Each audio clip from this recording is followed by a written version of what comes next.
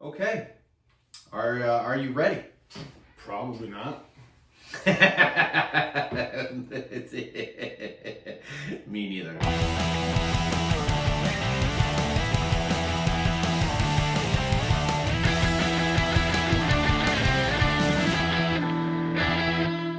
Ladies and gentlemen, welcome to the 2022 USFL Week 2 Power Rankings. I'm Brian Burns. And I'm Matt Vega. You may be asking yourself, what happened to Week 1? Like you care about the USFL. And to that we say, how about you stop stepping on our dicks for a second and give us some space? We're coming out of Week 2 of the 2022 season. We have two teams at 2-0. And then we've got two other teams at 0-2. And everyone else is sitting in purgatory at 1-1. So, without further delay, from the North Hollywood Arts District studios in Southern California's beautiful San Fernando Valley, let's make like Davey, Lard-Ass, Hogan at the Great Tri-County Bake-Off and Pie Eat and dive in. Hey, Matt. all right, first, at number 1, the undefeated New Orleans Breakers. First up, the boys in blues with all their lovely shades of blue, which translate nicely onto the screen. It really does. It really does. Yeah. The Breakers in New Orleans. The Breakers stand at 2-0 after defeating the Philly Stars in Week 1, 23-17, and then dropping the hammer on the Tampa Bay Bandits, 34-3, providing us with the most lopsided victory in this very young season. Yeah. Slaughter is a 63% completion rating so far, with 2 touchdowns and a pick. Johnnie Dixon's doing the dirty work with 9 catches, while the big chunk plays have been going to the big body Jonathan Adams, who has 102 yards on only 6 catches. You know, that Slaughter, he's something special. He really is. Arguably, probably the best quarterback in the league. You would think so. That's hard to say. He looks good. He looks good. Coming in at number 2, my people, the Birmingham Stallions. That's a lot of ketchup. I worked it in. Next up in the number 2 spot, also with a perfect 2-0 record, is the Birmingham Stallions. Surprise stud Jamar Chase is leading the team with 385 passing yards and 3 touchdowns through the air after taking over for the injured Alex McGough in Game 1. That happened again in Game 2. He got hurt again in Game 2. He was probable, came in, got hurt again. McGough, Game 2. Leading the receivers is the big 6'5 receiver out of Mississippi State, Osirus Mitchell. The former Bulldog has 144 yards on the season with 2 trips to the end zone. And today, the first game of the USFL in Week 3 was between these two undefeated teams. Actually, that's not true. It was the second game today. It was between these two undefeated teams. And I'm not going to spoil it for you, but it was a barn burner.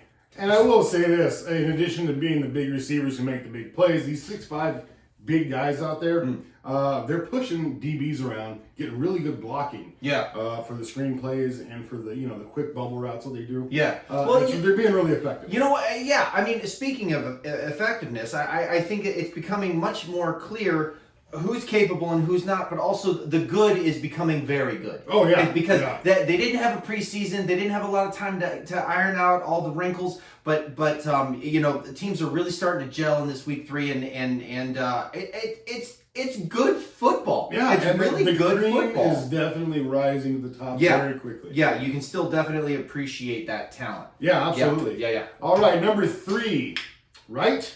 Yes. No. Yes. Number 3 is the Philadelphia Stars. That's My right. guys.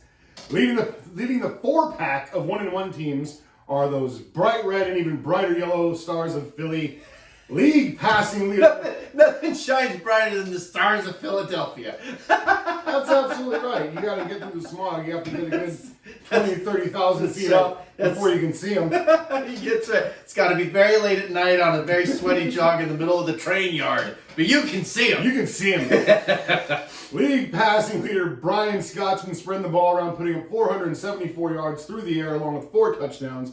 The top 4 wideouts are all averaging over 10 yards per reception, while Diondre Overton leads with 15.5 yards per catch. And the Florida speedster Maurice Alexander leads the pack with 2 touchdowns. Running back Darnell Holland has only 48 rushing yards on the season, but is leading the team with 199 all-purpose yards. That's fantastic. So he's catching the ball a lot out of the backfield, and return some kicks. That's fantastic. That's another thing that's impressive. I mean, since you brought it up, it's another thing that's very impressive. That a lot of these athletes, because their rosters are smaller, a lot of these athletes are playing both ways at a professional level. Yeah. At a professional level. You've got to appreciate people like that. Not so much both ways, but having to contribute on special teams as well. Yes, well, that is true. However, there is for sure at least one individual who is playing both ways, and he plays for the Gamblers. He's number 60. He's been playing offensive line and defensive line both ways. His name's Christian with a J. Christian Sokoli. Oh. Yeah. That's some Italians and their silent some J's. kind of Nordic Italian. Speaking of, the Gamblers and the Bandits played the first game today, and coming in at number 4 is the Tampa Bay Bandits. Jordan Ta'amu. Okay, I want to make sure. Jordan Ta'amu leading the Tampa Bay Bandits as their quarterback. It's hard to imagine the Bandits were able to win a game when looking at their they don't have a great they're struggling. They're really trying. Although the first 2 weeks they're averaging 97 yards on the ground and only 122 yards through the air, which is a highly offensive league. So that's tough. That's pretty dry. Tight end Cheyenne O'Grady, which is a name combination that seems almost computer generated. Cheyenne O'Grady. Yeah. I am not a robot. Find the bicycles, Cheyenne. It sounds like the beginning of a pretty racist joke. Oh, God. He leads the team with 107 receiving yards. Running back B.J. Emmons is second on the team stat sheet with 52 yards receiving, while adding 79 rushing and 1 touchdown so far this season. And again, no spoilers, but I'll tell you, the Bandits-Gamblers game,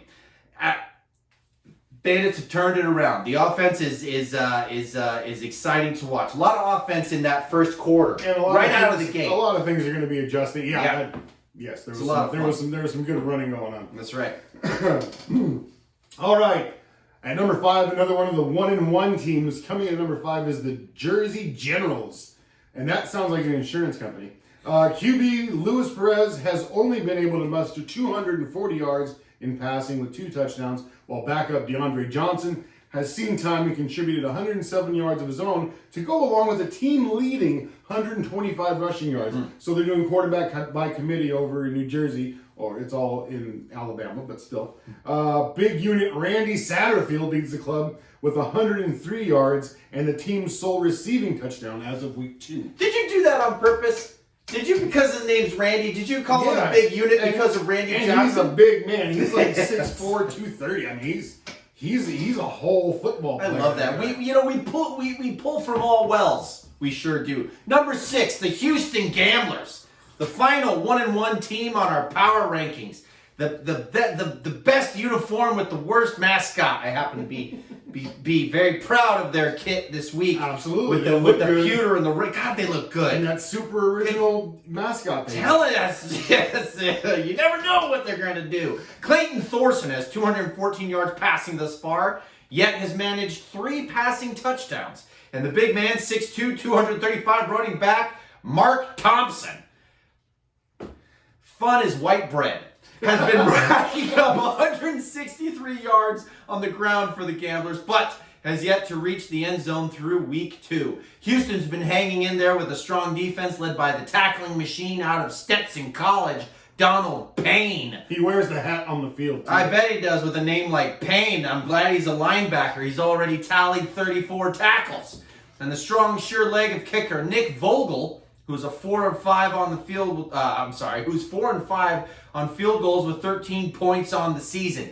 He will prove to be valuable in the evening game of today. That's a sentence that I pieced together like I was figuring out a foreign language. And I thought it sounded completely natural. Thank you. Such good flow. Find the bicycles.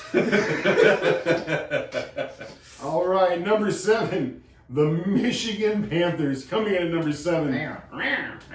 0-2 on the season. The Michigan Panthers, the Cats from up north, haven't found a way to break into that W column yet, despite only allowing 19 points this season. How? The defense is coming to play. Yeah. The offense needs to do the same. Part of the problem might be kicker Michael Carrizosa, being 0-2 on field goals this season. Quarterback Shea Patterson has 316 yards passing with a sole TD and has leapfrogged the once mighty first-round pick Paxton Lynch. Oh. All 6-7 of them look so sad on the bench. And the lead has become the lead signal caller for the Panthers. Stevie Scott leads the team in rushing with 98 yards and a touchdown. And wide receiver Lance Lenore Jr. leads the Michigan pass catchers with 94 yards and his one touchdown. One touchdown. The Michigan Panthers.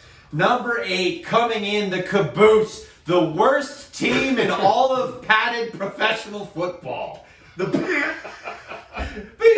It's true. It's true because there's flag football is professional now. They're actually paying the athletes now, which is something we're going to talk about later. Number 8, the Pittsburgh Maulers. I'll say it again. The worst team in padded professional football. Looking up at the rest of the league is the team with arguably the best unis in the league. It's true. The orange and purple color. It looks so good. Awesome. And Matt, let's take time out just for a quick second. As the kids say, it slaps. It slaps. That's lit. It's really, but there is going to be a reckoning soon. I've said a lot of things about a lot of uniforms, and frankly, I was wrong. You were wrong. I was wrong on all of them. But that's for another time. QB Josh Love for the Pittsburgh Maulers has had a little success moving the ball. Just a little. With 357 yards and 2 touchdowns. His favorite target has been 25-year-old receiver Bailey Gaither from San Jose State. Yeah. Go Sharks. Yeah. The former Spartan has 159 yards receiving and one of only 2 TDs scored on the season. Running back Garrett Groshek has 132 yards this season, but no trips to the end zone. The lack of touchdown production, plus the defense surrendering 44 points already on the season, there's only been 2 games, have been the recipe, do the math, to bury the Maulers in the cellar early in the season. And it's unfortunate. I would like to see that kit go into the playoffs. Well, I'm sure you would. I'm sure it doesn't matter for them. It's a Pittsburgh team. I'm going to root against them. That's just kind of the name of the game around here. That's right. But they'll be hanging out with Kenny Pickett in no time. Yeah, but here's the thing: 44 points in 2 games, and you've only scored 2 touchdowns. I mean, for crying out loud. I mean, it's really it's you can't do it. You can't do it that way. You're not going to get a lot of wins. On a professional level, you have to be able to generate offense. I mean, the league isn't like. I mean, if you don't, I maintain if you don't have a good offense and you don't have a good defense, it's difficult to say you're going to win football games. It is difficult, but not impossible. That's not in the USFL. That's right. You got to run those kickoffs back. You got to run those kickoffs. You got to take those 3-point plays. That's right. You got to call that 4th and 12. Wow, ladies and gentlemen, I really hope you've had as much fun as I have this last 15 minutes. Thank you for joining us for this going into week